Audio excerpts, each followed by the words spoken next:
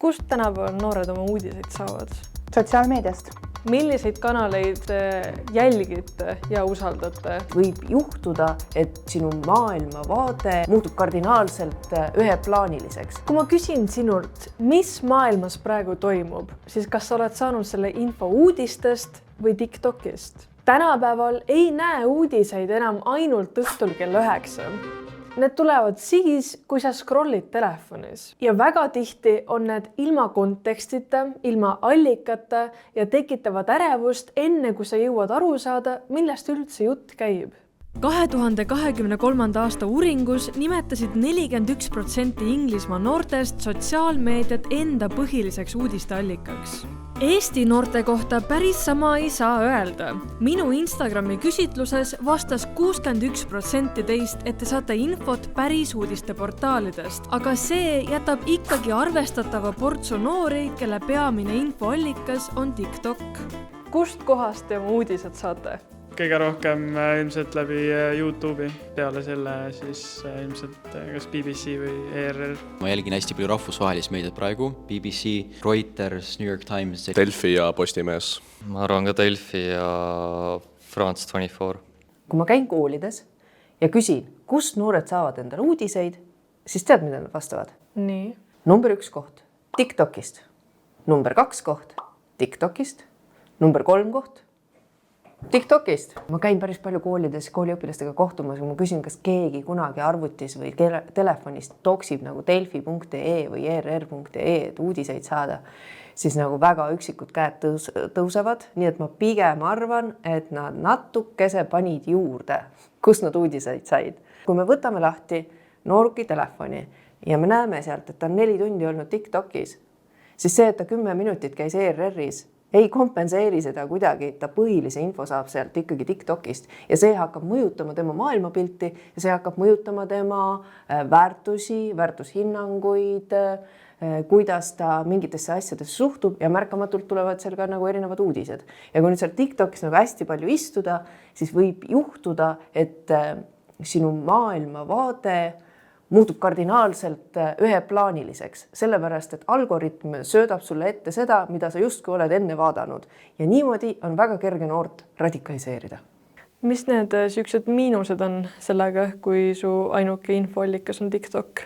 Kõige suurem miinus selle juures on see, et sa satud ka ajakambrisse. Sotsiaalmeedia algoritmid üldiselt on need, mis meid väga-väga hästi tunnevad. Sa näed sisu, millega sa ise engage'id, mis sulle meeldib, mida sa oled jaganud, mida sa ise postitad. Aga kuna need algoritmid tunnevad sind nii hästi, siis nad hakkavad sulle ka vastu töötama. Ehk siis, kui sa oled keegi, kes jälgib väga siukseid näiteks konservatiivseid uudiseid, siis on tõenäoliselt, et järgmised videod, mida sa ka nägema hakkad, on samuti konservatiivsed, et sa ei näe seda mündi teist poolt. Aga siin on üks oluline nüanss. Asi ei ole selles, et noored istuksid hommikuti maha ja otsiksid teadlikult uudiseid. Tegelikult näitavad uuringud, et noored jälgivad vähem uudiseid kui ükski teine vanusegrupp. Ja seda kinnitas ka mu küsitluse tulemus, et kõigest 36% teist jälgivad uudiseid teadlikult. Aga see ei tähenda seda, et noored uudiseid ei näeks. Vähemalt 50% noortest näevad igapäevaselt sotsiaalmeedias uudiseid ja 70% saavad poliitilisi uudiseid juhuslikult, sest nad lihtsalt satuvad nende peale. Paraku me ei lähe sotsiaalmeediasse uudiseid otsima, need satuvad meie kõrvu täitsa juhuslikult, täitsa niisama, ilma et me oleksime seda palunud.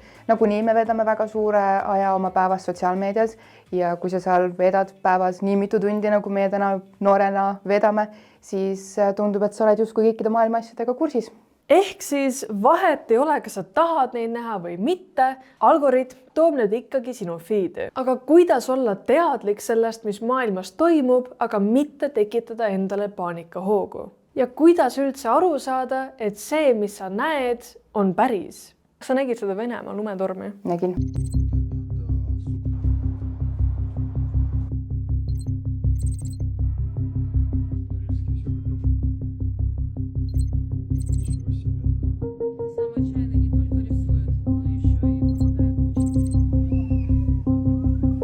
Kas sa uskusid seda? Jah.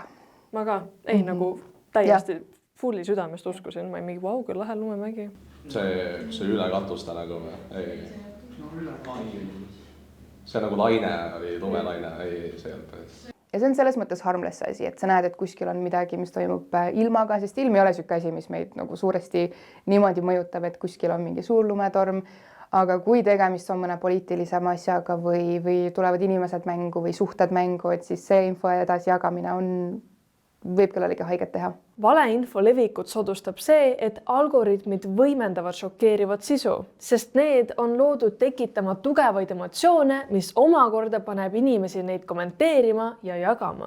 Amnesty ülemaailmsest noorte küsitlustest selgus, et 93% 13–24-aastastest on sotsiaalmeedias kohanud valeinformatsiooni.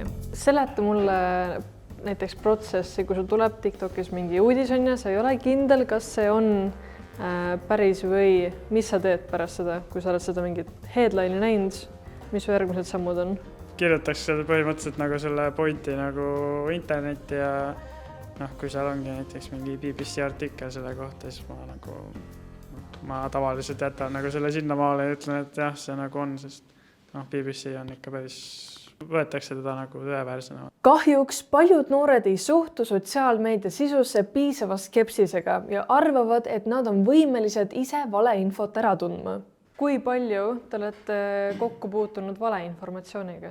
Ma arvan, et tänapäeva maailmas on suhteliselt võimatu, et sa ei näeks mitte ühtegi mingi libainfot on ja... Aga mille järgi sa otsustad, et see on valeinfo? Mul on tavaliselt kõige kiirem asi, mida teha saab, on vaadata, kas see on nagu loogiline, mis nad ütlevad. Ma ka nagu ei oska öelda, et kui palju ma just valeinfot näen, aga ma arvan, et aina rohkem, sellepärast, et eriti kui nagu vaadata TikTokist ja mujalt sotsiaalmeedias, siis seda nagu tehisintellekti poolt tehtud mingeid pilte või nagu tekste on aina rohkem, et siis on nagu kohati päris raske nagu aru saada, et kas see ikka on päris või ei ole. Üldiselt, kui tegemist ei ole väitega, mis on mõne meediaasutuse poolt, siis mul on väga raske seda uskuda, isegi kui see tundub täiesti loogiline mulle, sellepärast et ma lihtsalt eeldan, et võib olla mingi poliitiline põhjus, miks mulle valetatakse ja ma ei hakka igat teemat nagu põhjalikult läbi uurima, ma lihtsalt mõtlen, et kas see on usaldusväärne kanal või ei ole. Euroopa noorteuuringus väitis 70% vastanutest, et nad on üsna kindlad oma võimes valeuudiseid ära tunda. Eksperdid hoiatavad siiski, et see võib olla liigne enesekindlus. Aga kuidas üldse vahet teha fake uudistel, ülepaisutatud uudistel või päris uudistel? See on võimatu. Peaks püüdma välja selgitada, kes tegi selle postituse, et kus see postitus nagu alguse sai, on ju. Kes on selle algne autor olnud. Sest et kui selle algne autor on olnud ERR, siis tõenäoliselt on tegemist nagu päris uudisega. Kui selle algne autor on ainult ERR-i logoga, sisu, mida te seal varem postitanud on, viitab millelegi muule, siis ei tohiks nii kindel olla. Hiljuti, kui käisin politseis, siis politsei näitas mulle ühte väga veenvat videot sellest, kuidas Astrid Kannel räägib mingisugusest võidumasinast, kus eestlased on nagu tohutult hakanud võitma. Sel nädalal on meil juba 3 miljonäri ja kõik nad mängisid No Limit Way rakenduses. Praegu toimub seal kampaania, kus esimese sissemaksega saab 150% boonust kuni 100 euroni. Olin lihtsalt šokis, kui oma võitu nägin. Selle soovitas mulle juhuslikult töökaaslane, kes mängis lõunapausi ajal. Ja see uudis on nii hästi üles ehitatud ja feigitud, et see jätab väga päris mulje. Ja võt sellistel deepfake videote puhul nagu hästi oluline ka vaadata, kas huuled käivad sünkroonis, on ja üks nipp. Järgmine asi, kas on tõenäoline, et selles uudiste kanalis oleks olnud selline uudis, et kui me vaatame seda uudist, siis on väga vähe tõenäoline, et õhtuses aktuaalses kaameras tegelikult midagi sellist oleks räägitud, mis tähendab seda, et ikkagi nagu enda kriitiline, analüütiline mõtlemine tuleb tööle panna. Räägin teile ühe tõsiselt hea loo. Unustasin ära, et mulle pidi Telia tehnik koju tulema. Aga mulle peaksin kohe teit hakkama. Ta sai kohe aru, et pole aega raisata ja oli valmis ammu enne Maria saabumist. Telial on ikka tõsiselt asjalikud tehnikud. Väga populaarseks on saanud uudiste sisuloojad, näiteks Dylan Page, Philip DeFranco ja Johnny Harris. Sellised sisuloojad teevad rasked uudised lihtsasti arusaadavaks ja huvitavaks. Aga ainult 2/3 neist kontrollivad üle faktid enne, kui nad sisu üles laevad. 42% 500 sisuloojast tunnistas, et nemad saavad oma informatsiooni postitustest, kus on palju laike ja jagamisi. Milliseid kanaleid te jälgite ja usaldate? Dylan Page ongi väga hea näide. et väga usaldusväärne. Selles mõttes iga kord, kui on midagi valeinfot, siis ta ise toob selle välja, et eelmises videos oli valeinfo ja ta ise kontrollib kõik usaldatud allikute peal. Usaldage kontrolli, et meie ei tea, kust on teatud sisulooja võtnud oma allikad, et kindlasti tasub neid võtta kuulda, aga kui see teema sind huvitab, siis tee oma uuring kontrolli järgi ja ära jaga seda informatsiooni edasi, ilma et sa oleksid kontrollinud. Paneme nüüd selle kompoti kõik kokku. Su feed on täis sõda, skandaale ja kriise. Sa tegelikult ei tea, mis on päris, liialdus või lihtsalt vale. Aga su aju talletab selle info ikkagi, kas või alateadlikult ja mingil hetkel muutub see ärevuseks. Kui sa tunned ennast ärevana, kurvana või lihtsalt ülekoormatuna pärast telefoni scrollimist, siis kahjuks on see üsna normaalne. Internet on täis postitusi sellest, kuidas noored tunnevad ennast kehvasti ja artikleid, kuidas sellega toime tulla. 2022 uuring näitas, et mida rohkem noored puutusid kokku uudistega, seda rohkem esines neil depressiooni ja PTSD-laadseid sümptomeid. Kuigi meie grupp noori maailma pärast nii suurt muret ei tunne. Kui palju te olete tundnud ärevust sellepärast, kui palju on uudiseid feedis? Ma ütleksin mitte üldse. Tegelikult ma olen nii palju kuulnud sellest teemast, on kliimaärevus, et on väga palju selliseid nagu isiklikke reaktsioone uudistele, aga ma eriti ei mõista seda. Ma arvan, et inimesed peaksid nagu kaugelt asju vaatama ja arvestama sellega, kas neil on võimalik mingit probleemi mõjutada ja kui ei ole, siis ma isiklikus elus ei näe ka seda, et inimesed eriti paanikseksid või võtaksid asju väga südamesse. Ma ütleks, et mina ka väga ei tunne ärevust. Teised ka ei tunne ärevust. Päris hästi läheb teil.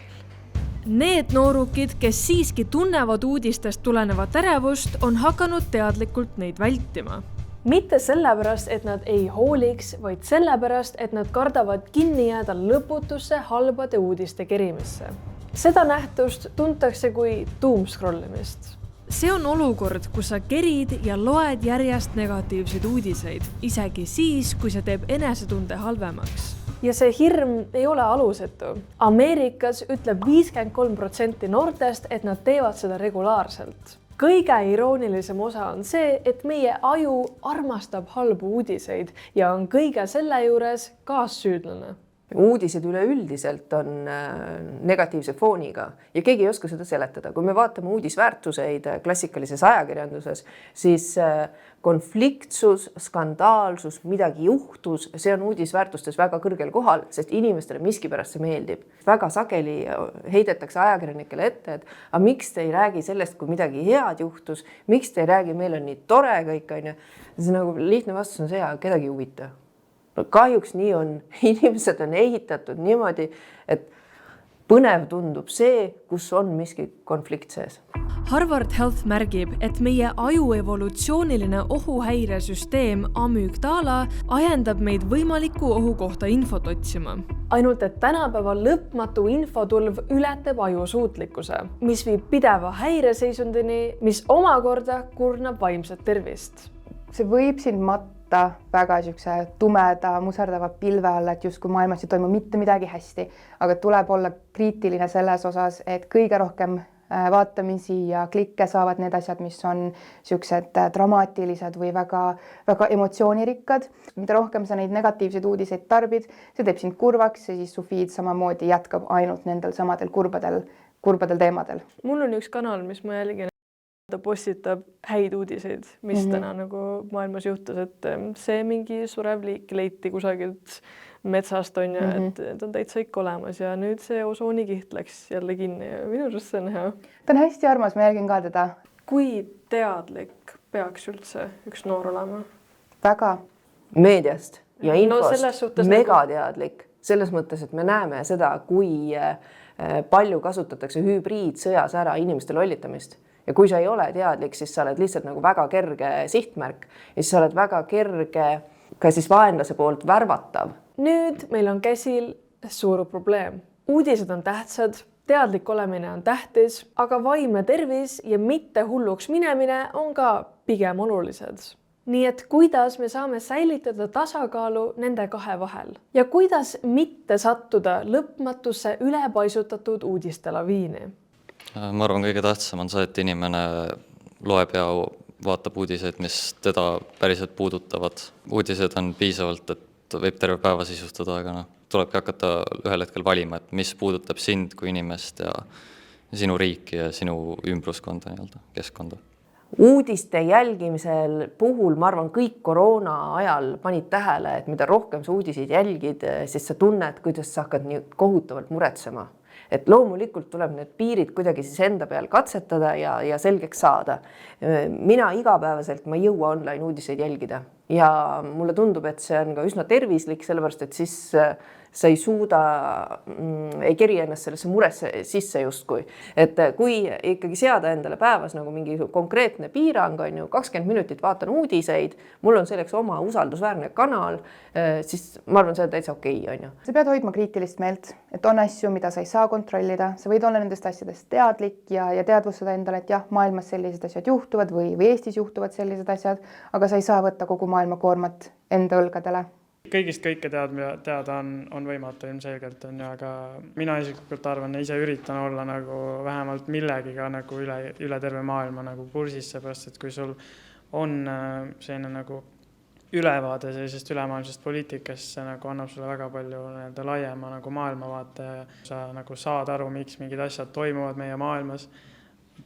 Ma arvan, iga inimene peaks võimalikult palju tegema, et nagu enda teadmisi laiendada. Sa ei saa olla kõigega kursis, aga vähemalt võiks olla kursis sellega, mis Eestis toimub. Et isegi kui sa ei jälgi kõik seda välismeediat, mis iganes, et vähemalt võiks olla ja teada, mis toimub Eestis. Uudised on tähtsad ja infot on rohkem kui kunagi varem, aga sa ei pea kandma kogu maailma raskust korraga. Tasakaal on siis, kui sa oled kursis, aga mitte katki. Aga üleüldiselt ma arvan, et Eesti noored on väga tublid, väga teadlikud, uus generatsioon on väga kaasatud ühiskondlikesse teemadesse ja on kriitilised selles infos, mida nad tarbivad. Nii et meil veel lootust on. Lootust on. Aga mis te arvate?